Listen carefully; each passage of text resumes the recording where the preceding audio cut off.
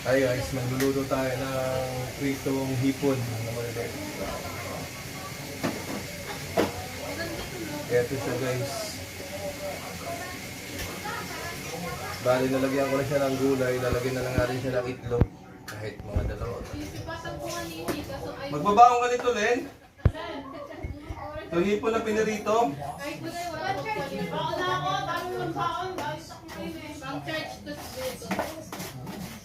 Di ako ba ngayon?